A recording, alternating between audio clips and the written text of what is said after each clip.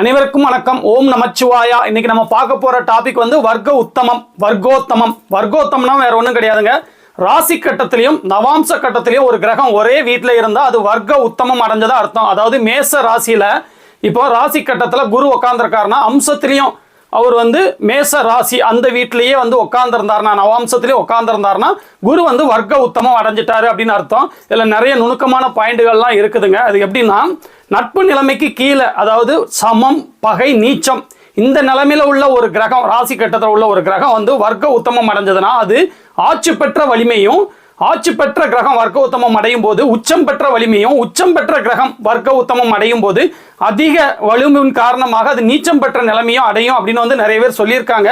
இதுல எந்த அளவு உண்மைத்தன்மை இருக்குது அப்படிங்கிறது டெஸ்டிங் ஸ்டேஜ்ல தான் இது இருக்குது. இப்போ அறிவியல்ல வந்து சில கண்டுபிடிப்புகள் வந்து முழுமையடைஞ்சு வெளியிட்டிருந்தாங்க. சில இது வந்து இன்னும் டெஸ்டிங்லேயே போயிட்டு இருக்கலாம். அதே மாதிரி ஜோதிடத்திலையும் இந்த மாதிரி டெஸ்டிங்லேயே உள்ள விதிகள் வந்து நிறைய இருக்குதுங்க. அது வந்து இன்னும் வந்து நடைமுறையில் வந்து டெஸ்டிங்கில் தான் போயிட்டு இருக்குது. உங்கள் வாழ்க்கை சம்பவங்களை வந்து நீங்கள் சந்தித்த ஜாதகர்களை வந்து ஒப்பிட்டு பார்க்கும்போது தான் ஒரு தெளிவான இது புரிதல் வந்து உங்களுக்கு கிடைக்கும். இந்த வர்க்கோத்தம் அடைஞ்ச கிரகங்கள் இதுவும் வந்து ஒரு டெஸ்டிங் ஸ்டேஜில் தான் போய்கிட்டு இருக்குது. உங்கள் வாழ்க்கை சம்பவங்கள், உங்கள் ஜாதகம், உங்களுக்கு தெரிஞ்சவங்க ஜாதகங்களை இதை ஒப்பிட்டு பார்த்து தான் வந்து நீங்கள் இதுக்கு வந்து ஒரு புரிதல் வந்து கண்டுபிடிக்க முடியும். என்னோட புரிதல்கள் வந்து நான் சொல்ல வந்து ட்ரை பண்ணுறேன். நீங்கள் கொஞ்சம் புரியுதான்னு பாருங்க. இந்த வர்க்க உத்தமம் அடைஞ்ச கிரகங்கள் வந்து ஒரு வலுவை அடையும் அப்படின்னு சொல்லப்பட்டிருக்கு. அதோட காரகத்துவ ஆதிபத்தியங்களை நல்ல வழியாக செய்யும் அப்படின்னு சொல்கிறாங்க. இப்போ உங்கள் லக்னத்துக்கு அவர் எத்தனாவது அதிபதி? இப்போ 8ஆம் அதிபதி அவர் வலு பெறாமல் இருக்கிறதே நல்லது தானே. இப்போ வலு பெற்றுட்டாருன்னா அப்போ ஆயுளோடு சேர்த்து சில கஷ்டங்களையும் கொடுப்பாரு. இப்போ 6ஆம் அதிபதி அவர் வலுப்பட்டாரு, கடன், நோய், எதிரி, வம்பு வழக்கு, வேலையோட சேர்த்து கொடுப்பாரு. இப்படி நம்மளுக்கு வந்து என்ன கிரகம் நம்மளுக்கு எத்தனாவது ஆதிபத்தியத்துக்கு அது வருது, அது வர்க்க உத்தமம் அடைகிறது நல்லதா, இப்படி வந்து இருக்குது கணக்குன்னு சிலர் சொல்றாங்க. சிலர் என்ன சொல்றாங்கன்னா, வர்க்க உத்தமம் அடைஞ்சிட்டாலே அந்த கிரகம் வந்து ஆதிபத்திய ரீதியா நல்ல பலன்களை தான், நம்மளுக்கு கெட்ட ஆதிபத்தியமா இருந்தா கூட அந்த ஆதிபத்தியத்துல சில நல்ல காரகங்கள் ஒளிஞ்சிருக்குதுல்ல, அந்த ஆதிபத்தியத்தை தான் வந்து அவங்க நல்ல ஆதிபத்தியத்தை தான் வந்து அவங்க கொடுப்பாங்க அப்படின்னு வந்து சொல்றாங்க. இது வந்து இன்னும் டெஸ்டிங் ஸ்டேஜ்ல தாங்க போய்கிட்டு இருக்குது. வர்க்க உத்தமம் எப்படி அடையும்? சரராசி, ஸ்திர ராசி, உபயராசின்னு 3 இருக்குது. மேஷம், கடகம், துலாம், மகரம் சரராசிகள். ரிஷபம், சிம்மம், விருச்சிகம், கும்பம் ஸ்திரராசிகள்.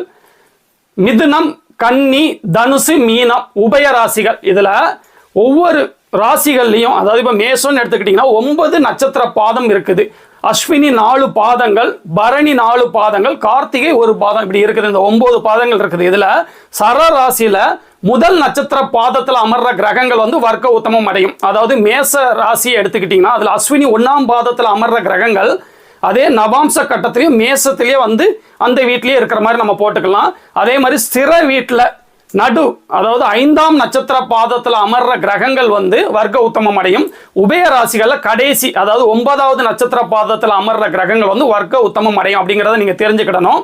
இப்போ இந்த வர்க்க உத்தமம் அடைஞ்ச கிரகங்கள் நல்லதுதான் நம்மளுக்கு பண்ணுமா அப்படிங்கிறத உங்கள் ஜாதகத்தில் நீங்கள் வந்து செக் பண்ணி பார்க்கணும். நான் சொன்னேன், உங்கள்கிட்ட வர்ற ஜாதகங்களையும் நீங்கள் செக் பண்ணி பார்க்கணும். அது ஒரு ஜாதகத்தில் மட்டும் இந்த விதி பொருந்ததுன்னு சொல்லிட்டு நம்ம பண்ணக்கூடாது. கிட்டத்தட்ட ஆயிரக்கணக்கான ஜாதகங்களை நம்ம பார்க்கணும். இதில் என்ன முக்கியமான விஷயம்னா, இந்த வர்க்க உத்தமம் அடைகிற வீடு இருக்கு பார்த்தீங்களா, அதுலேயும் சில நுணுக்கங்கள் இருக்குது. அதாவது இயற்கை சுபர்கள் வீட்டில் போய் நவாம்சத்தில் உட்கார்ந்துருக்கிற கிரகங்கள் வந்து இயல்பாகவே வந்து ஒரு நல்ல வலு அடையுது அப்படிங்கிற ஒரு இதுவும் இருக்குது. அப்போ வந்து நீங்கள் என்னெல்லாம் வந்து விதிவிலக்குகளாக எடுத்துக்கிடணும்னா, இப்போ வந்து இயற்கை சுபர்களான குரு, சுக்கிரன், பௌர்ணமி, சந்திரன் இவர்களோட தொடர்புல ராசி கட்டத்தில் பெற்றா அவங்க வந்து வர்க்க உத்தமம் அடைஞ்சாலும் சரி, அடையலைனா சரி, அவங்க வந்து நல்ல பலன்களை தாங்க அவங்க செய்வாங்க.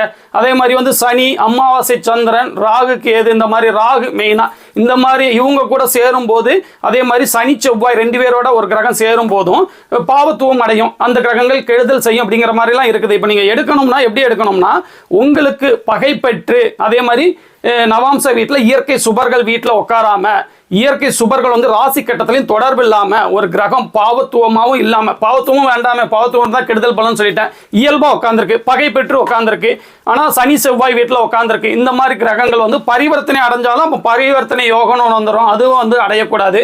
அப்படி இல்லாமல் இயல்பா இருந்து அந்த கிரகம் தசாபுத்தி நடக்கும் போது இவங்களுக்கு வர்க்க உத்தமம் மட்டும்தான் அதில் இருக்கணும். அப்படி இருக்கும்போது அது நல்லது செய்தா அந்த மாதிரி ஜாதகங்களை வந்து நீங்கள் சோதிச்சு பாருங்க. அப்படி சோதிச்சு பார்த்தீங்கன்னா தான் உண்மைத்தன்மையை வந்து கண்டுபிடிக்க முடியும். இல்லை நான் சொன்ன மாதிரி ராசி கட்டத்தில் வந்து சுபத்துவமாக இருந்ததுன்னா அப்போ வந்து வர்க்கத்துவம் அடைஞ்சாலும் ஒன்று தான், அடையாட்டினாலும் ஒன்று தான். அதே மாதிரி வந்து அம்சத்தில் வந்து இயற்கை சுபர்கள் வீட்டில் உட்கார்ந்து இருந்ததுன்னா அது ஒரு எக்ஸ்ட்ரா வலு. அப்பமும் வந்து நீங்க கண்டுபிடிக்க முடியாது. இன்னொன்று வந்து வீடு கொடுத்தவன் வலு, வீடு கொடுத்த கிரகங்கள் வந்து ஆட்சி உச்சம் இருந்தால் அப்பமும் வந்து அந்த கிரகங்களுக்கு வந்து எக்ஸ்ட்ரா ஒரு வலு கிடைக்கும். இந்த மாதிரி எதுலேயுமே மாட்டாம உள்ள ஒரு கிரகத்தை எடுத்து வர்க்க உத்தமம் அடைஞ்ச கிரகம் அந்த திசையில எப்படி செஞ்சுதுன்னு பல ஜாதகங்களை நீங்க ஆராய்ச்சி பண்ணி பார்க்கறது மூலியமா தாங்க இதை நீங்க கண்டுபிடிக்க முடியும். இப்போ என்னோட ஆராய்ச்சியில் நான் தான் பரிசோதனை எலி. எனக்கு வந்து நான் வந்து மீன லக்னம், இன்னும் ஒரு 1.5 வருஷத்துல சனி திசை வந்து வரப்போகுது. 9ஆம் இடத்துல விருச்சிக வீட்டில் பகை பெற்று இருக்காரு. அதே நேரத்தில் அவர் வர்க்க உத்தமம் அடைஞ்சு அவர் விருச்சிக வீட்டில் தான் நவாம்சத்திலையும் உட்காந்துருக்காரு. செவ்வாய் வீட்டில் சனி உட்காந்துருக்கிறது நல்ல பலன்கள் கிடையாதுன்னு எல்லாத்துக்கும் தெரியும். மீன லக்னத்துக்கும் அவர் அந்த அளவுக்கு நல்லது செய்கிறவர் கிடையாது. 11ஆம் அதிபதியும் 12ஆம் அதிபதியாகவும் அவர் வருவார். பகை பெற்று தான் உட்காந்துருக்காரு. என்னோட ஜாதகத்தில் நான் தான் பரிசோதனை எலி. வீடு கொடுத்த செவ்வாய் வந்து நேரடியாக ஆட்சி உச்சம்லாம் அடையலை. அவர் வந்து திக்பலம்ங்கிற ஒரு வலுவில் தான் இருக்காரு. இருந்தாலும் கூட வந்து இந்த சனி திசை எப்படி போகுது, எனக்கு என்ன மாதிரி பலன்களை கொடுக்குறது அப்படிங்கிறத வச்சு தான் இந்த வர்க்க உத்தமம் அடைஞ்ச கிரகங்கள் வந்து நல்லது செய்யுதா கெட்டது செய்யுதா அப்படிங்கிறத வந்து நம்மளோட நேரடி அனுபவங்கள் மூலியமாக தான் வந்து நீங்கள் வந்து புரிஞ்சுக்கிட முடியும். இன்றைக்கி எனக்கு தெரிஞ்ச சில டாபிக் நுணுக்கங்களை வந்து நான் அந்த வர்க்க உத்தமம் பற்றி வந்து விளக்க நான் ட்ரை பண்ணேன். புரிஞ்சிருக்கும் நான் நம்புகிறேங்க. நெக்ஸ்ட் வந்து இதே மாதிரி ஒரு நல்ல டாப்பிக்கில் வந்து நம்ம மீட் பண்ணலாம். ஓம் நமச்சிவாயா.